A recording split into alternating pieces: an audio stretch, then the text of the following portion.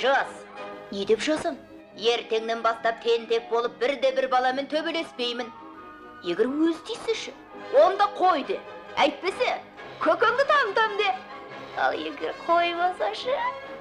Егер бұл мәселе осымен бітеді. Екінші мәселеге көшеміз. Жаман сөздер айтпайсың, сайтан, есуас, кешші, ақмақ секілді. Оның орнына жарамай, мұның тәртіпсіздік, ұят болады деген сөздер айту керек. Тәртіпсіздік істесің, өзіңді өзің жазалайсың. Қалай? Оны кезінде көрерміз. Жас, не деп жасым? Ертеңнен бастап тентек болып бірде-бір баламен төбелеспеймін. Егер өз дейсіші, онда қойды. Әйтпесе, көкіңді там де. Ал егер қоймасашы? Егер бұл мәселе осымен бітеді. Екінші мәселеге көшеміз. Жаман сөздер айтпайсың, сайтан, есуас, кешші, ақмақ секілді. Оның орнына жарамай, мұның тәртіпсіздік, ұят болады деген сөздер айту керек. Тәртіпсіздік істесің, өзіңді өзің жазалайсың. Қалай?